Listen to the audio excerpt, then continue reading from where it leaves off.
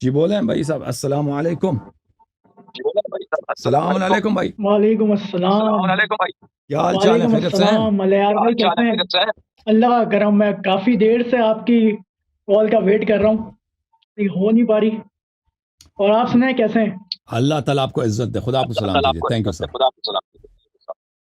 سر میرا آج کا ایک سوال ہے جی جو ابو بکر، عمر اور عثمان رضی اللہ عنہ کے لیے ہے. ان کو جی ڈیفینڈ کرنے میں آیا ہوں کیونکہ جی نہج البلاغہ کے اندر ان کے نام کے، ان کی شان کے خطبات ہیں، مولا علی نے جو جی دی جی ہیں. جی جی اور ایک میں آیت کوٹ کرنا چاہتا ہوں، سورہ نور کی آیت نمبر 55. اس میں اللہ جی پاک فرماتے ہیں، اللہ نے تم میں سے ایمان والوں کو اور اچھے ایمان کرنے والوں کو وعدہ فرمایا ہے کہ ضرور ضرور انہیں زمین میں خلافت دے گا، جسے ان سے پہلو کے لوگوں کو خلافت دی تھی، اور ضرور ضرور ان کے لیے ان کے اس دین کو جما دے گا جو ان کے لیے پسند فرمایا ہے، اور ضرور ضرور ان کے خوف کے بعد ان کی حالت کو امن سے بدل دے گا. وہ میری عبادت کریں گے، میرے ساتھ کسی کو شریک نہ ٹھہرائیں گے، اور جو اس کے بعد ناشکری کرے تو وہی لوگ نافرمان ہیں.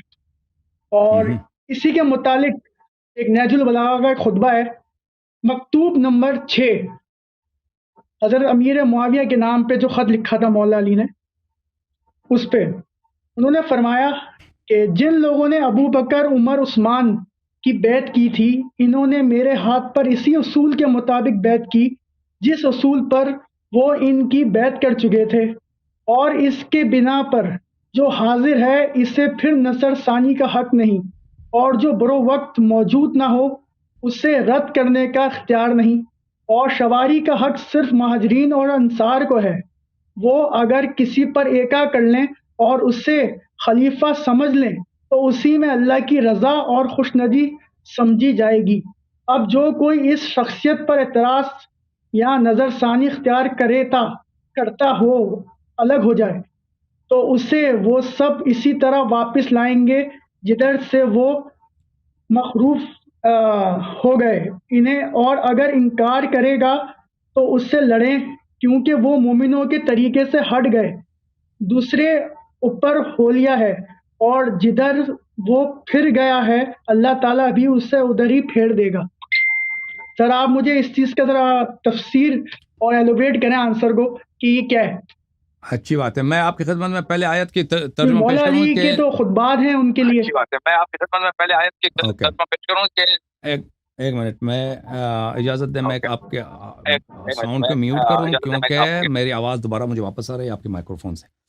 دیکھیں جہاں تک آیا کا تعلق ہے، وعد اللہ الذین آمنوا منکم وعملوا الصالحات لیستخلفنہم فی الارض، یہ لیستخلفنہم فی الارض یہ پوری زمین کی حکومت کی بات ہو رہی ہے، اور یہ اہل بیت علیہ السلام سے وعدہ ہے. اور ابو بکر عمر کو تو ان کو پوری زمین کی حکومت کبھی ملی نہیں ہے، یہ تو واضح بات ہے. اور دوسری بات ہے وعد اللہ الذین آمنوا منکم وعملوا الصالحات، یہ وعدہ کن سے؟ مؤمنین سے، جن کا ایمان بھی عمل صالح بھی ہے. اور ہمارا آپ کے علماء سے دعوت یہی ہے کہ آپ ابو بکر عمر کا اسلام ثابت کریں. ہم بھیا ان کا اسلام جس دن آپ لوگوں نے ثابت کیا، میں اس دن آپ کے علماء بھی اچھی طرح سے سن رہے ہیں، میرا چیلنج آج سے نہیں 15 سال سے، آپ کے علماء جس دن ابو بکر عمر کا اسلام ثابت کیا، میں نے عرض یہی کیا کہ میں اپنا نام حسن اللہ یری سے چینج کر کے غلام یزید رکھوں گا، اور میں آؤں گا پاکستان تاکہ تم مجھے طالبان کے حوالے کرو اور مجھے پھانسی دے دو. جی سر کیا فرما ان رہے کا ہیں؟ اسلام کیا، ان کا میں مرتبہ بھی ثابت کر دوں گا کہ رسول اللہ صلی اللہ علیہ وسلم نے اور مولا علی نے اوکے ان کا مرتبہ کیا دیا. ہاں ٹھیک ہے، وہ اسلام جب ثابت کرنا ہے آپ کے مولوی نہیں کر سکتے تو آپ کیا ثابت کریں گے؟ ٹھیک ہے نا. تو پہلی بات یہ ہے. تو یہ آیا کے متعلق میں مزید عرض کرتا ہوں. یہ الکتاب الکشف والبیان عن تفسیر القرآن المعروف بتفسیر الثعلبی، اللہ آپ کا بھلا کرے، اس میں ملاحظہ فرمائیے. اس میں یہ کتاب جلد نمبر 19 ہے، کتاب سنہ 2015 میں چھپی ہے. لَيَسْتَخْلِفَنَّهُمْ فِي الْأَرْضِ کا کیا مطلب ہے؟ اَيْ لَيُوَرِّثَنَّهُمْ، میں ان کو وارث بنا دوں گا، ان کو مالک بنا دوں گا، ارض الکفار من العربی والعجمی فیجعلہم ملوکہا وساستہا وسکانہا، پورے زمین کے جتنے عرب ہیں اور غیر عرب ہیں، یعنی پوری زمین کی ملکیت ان کے حوالے کر دوں گا. ٹھیک ہے نا. اس سے مراد یہ ہے لَيَسْتَخْلِفَنَّهُمْ فِي الْأَرْضِ. اچھا، جب یہ پتہ چلا کہ یہ آیت تو ابو بکر عمر سے کوئی تعلق نہیں. اب جہاں تک نہج البلاغہ کے خطبے کا تعلق ہے، تو یہ ایک شیعہ حدیث نہیں ہے. نہج البلاغہ جو کتاب ہے میرے بھائی، اگر آپ میرے اسی چینل پہ چلے جائیں، وہاں پہ جو یوٹیوب چینل ہے اس میں آپ کو دکھا دیتا ہوں، وہاں پہ میرا ایک کلپ ہے، بلکہ ایک اسپیچ ہے، کیا نہج البلاغہ میں ابو بکر عمر کی تعریف موجود ہے، اس عنوان کے تحت میرے اسی یوٹیوب چینل میں میرے 2 گھنٹے کی تقریر ہے، اس میں آپ دیکھ لیں۔ اس میں نے بہت تفصیل سے بات کیا کہ نہج البلاغہ اس طرح نہیں ہے کہ یہ سب صحیح احادیث ہیں اور یہ سب شیعہ احادیث ہیں، اس طرح نہیں ہے۔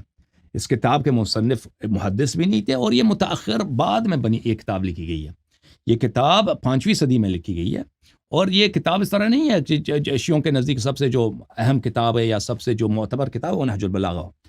یہ جو آپ خطبہ بیان کر رہے ہیں، اس نہج البلاغہ کے مؤلف نے اپنے کتب میں شیعوں کے بھی حدیث لے کے آئے ہیں اور مخالفین کے بھی حدیث لے کے آئے ہیں۔ یہ خطبہ جو آپ پڑھ رہے ہیں یہ مخالفین کے کتب میں سے، اور نہج البلاغہ سے پہلے ابن قتیبہ الدینوری جو متوفی سنہ 274 ہیں، وہ شریف رضی سے 200 سال پہلے آئے ہیں، انہوں نے اپنی کتاب میں 200 یا 150 سال پہلے آئے ہیں، اس سے پہلے انہوں نے اپنی کتاب میں الامام والسیاسہ میں اس کو نقل کیا، الامام والسیاسہ لابن قتیبہ الدینوری، جزء نمبر 1، اللہ آپ کا بھلا کرے، کتاب چھپی ہے سنہ 1990 میں۔ اس کتاب میں صفحہ نمبر 113 میں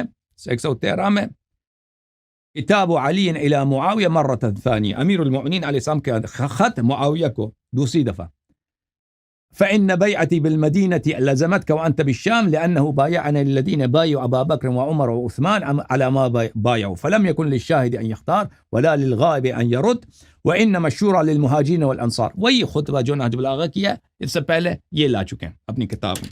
اور اسی طرح کتاب واقع السفین نصر ابن مزاحم کی جو کتاب ہے اس میں سے وہ بھی نقل کرتے ہیں، کن سے؟ شعبی سے، عامر ابن شراحیل شعبی سے، کہ جو مخالفین کے ہیں وہ ان کے کتاب سے نقل کرتے ہیں۔ یہ کتاب واقع السفین ہے لنصر ابن مزاحم المنقری، متوفی سنہ 212۔ یہ کتاب مصر میں چھپی ہے۔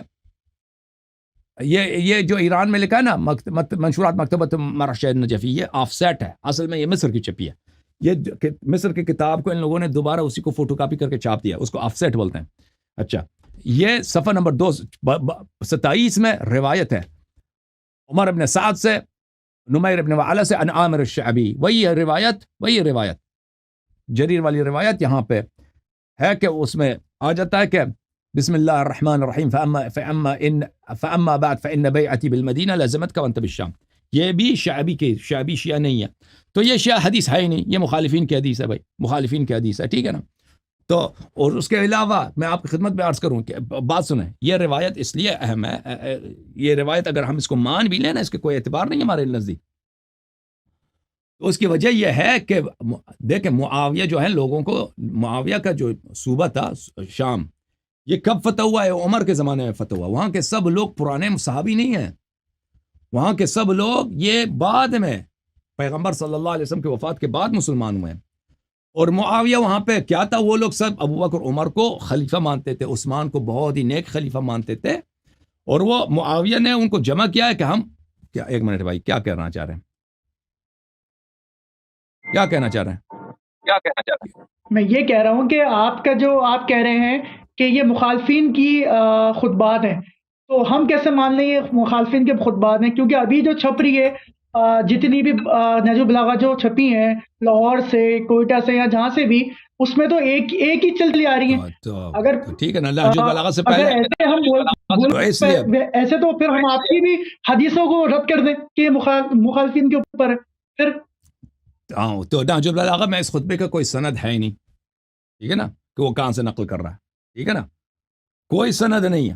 اور اس نے اپنے خطبے کا، اس نے اپنے کتاب مصنف نے ہی نہیں کہا کہ میں صرف شیعہ احادیث لاؤں گا، تو وہ مخالفین کے احادیث اپنے کتب میں بہت نقل کرتا ہے۔ اس کے میرا جو تقریر ہے نا یوٹیوب پہ، کیا نہج البلاغہ میں ابو بکر عمر کی تعریف ہے، اس کو میں آپ دیکھ لیں، اس میں نے بہت دکھا دیا کہ وہ اپنی کتابوں میں کیسے مخالفین کے احادیث بہت لاتا ہے، اور کہتا بھی نہیں کہ مخالفین کی حدیث ہے، تو اس کی لاپرواہی ہے، ٹھیک ہے نا۔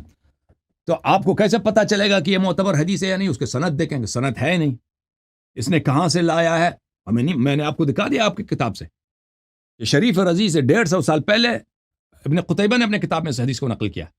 ابن قتیبہ دینوری سنہ 274 کا متوفی ہے، بہت بڑا محدث ہے جماعت عمریہ کا۔ پھر پوچھ رہا کہ ہمیں کیسے پتہ چلا، ٹھیک ہے نا۔ یا اگر اس کے شیعہ مصادر میں اگر یہ اس کی سند ہوتی کہ بھئی یہ شیعہ حدیث ہے تو پر ہم کہہ سکتے کہ یہ شیعہ حدیث ہے. جب سند ہی نہیں ہے، بغیر سند کے نقل کیا ہے، اور جو سند کے ساتھ جو منقول ہے کتاب نصر ابن مزاحم من قری میں، وہ مخالفین کے راوی سے ہے. وہ کون ہے؟ عامر ابن شراحل الشعبی. شعبی جو ہے بہت بڑا محدث ہے جماعت عمریہ کا. اس کو ہم رد جی، کرتے ہیں اس کو رد کرتے ہیں. تاکہ پھر ایک مائنڈ بن جائے نا. سند کے ساتھ ٹھیک ہے بھائی، ٹھیک ہے بھائی، تم اپنے عالم کو لے کے آؤ نا تک اس کو بات سمجھ آ جائے. ٹھیک ہے نا بھائی؟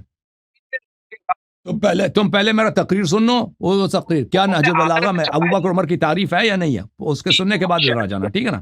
پھر مزید آپ سے بات ہوگی. اوکے اوکے بھائی،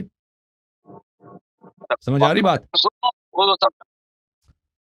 اوکے بھائی، اللہ آپ کا اللہ آپ کو جزائے خیر دے. اوکے، اب دوسروں کے باری دیں گے دوسروں جی کو. جی جی جی تھینک یو بالکل. سر، تھینک یو سر، خدا آپ کو جزائے خیر دے. وہ میرا پہلے تقریر سن لیں، اس میں نے بہت واضح کر دیا کہ یہ شیعہ حدیث نہیں ہے. اوکے، اگر کوئی شیعہ حدیث مل جائے تم کو کہ اس میں ابوبکر کی عمر کی تعریف ہے تو ابھی میں تشیع کو چھوڑنے کو تیار ہوں. اہل بیت علیہ السلام نے ابوبکر عمر کی خلافت کو صحیح کہا ہو تو اس کو رد کرنے والا کافر ہے، لیکن آپ کو ایک بھی نہیں ملے گا. اہل بیت علیہ السلام ابوبکر عمر کی خلافت کو باطل سمجھتے تھے.